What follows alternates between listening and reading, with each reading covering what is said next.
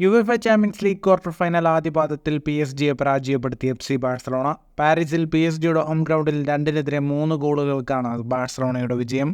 ഇന്ന് ലീഡ് നില മാറി പറഞ്ഞ ത്രില്ലർ പോരാട്ടത്തിൽ ബാഴ്സലോണ ആദ്യ ലീഡെടുത്തു. 37-ാം മിനിറ്റിൽ റഫീനിയാണ് ഗോൾ നേടിയത്. വലതുവിങ്ങിൽ നിന്ന് ലാമിൻ യമാൽ നൽകിയ ക്രോസ് ഡൊൺറുമ തട്ടിയകറ്റിയത് മുതലെടുത്ത് ഗോളിയില്ലാ പോസ്റ്റിലേക്ക് റഫീനിയ പന്തെത്തിച്ചു.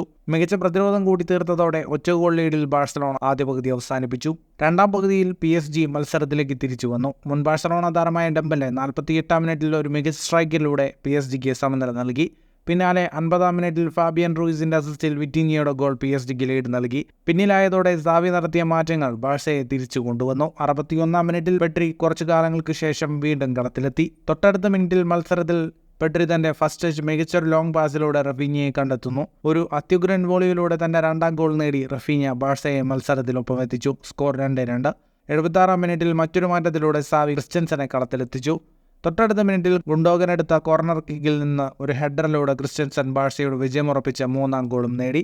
മത്സരത്തിന്റെ കണക്കുകളിലേക്ക് വന്നാൽ 59% സമയവും പന്ത് കൈവശം വെച്ച് കളിച്ചത് PSG ആയിരുന്നു. 18ഓളം ഷോട്ടുകളാണ് PSG തൊടുത്തത്. 6 ഷോട്ട് ഓൺ ടാർഗറ്റ്, 568 പാസുകൾ, 88% കൃത്യതയോടെ PSG പൂർത്തിയാക്കി. 15 ഷോട്ടുകളാണ് ബാഴ്സലോണ തൊടുത്തത്. 7 ഷോട്ട് ഓൺ ടാർഗറ്റ്, 396 പാസുകൾ, 82% കൃത്യതയോടെ ബാഴ്സലോണ പൂർത്തിയാക്കി. ഏപ്രിൽ 17-ന് ബാഴ്സയുടെ മൈതാനത്ത് രണ്ടാം പാദ മത്സരം നടക്കും. ഫുട്ബോൾ ലോകത്തെ കൂടുതൽ വാർത്തകൾക്കും വിശേഷങ്ങൾക്കുമായി സ്പോർട്സ് കഫേ ഇപ്പോൾ തന്നെ സബ്സ്ക്രൈബ് ചെയ്യുക.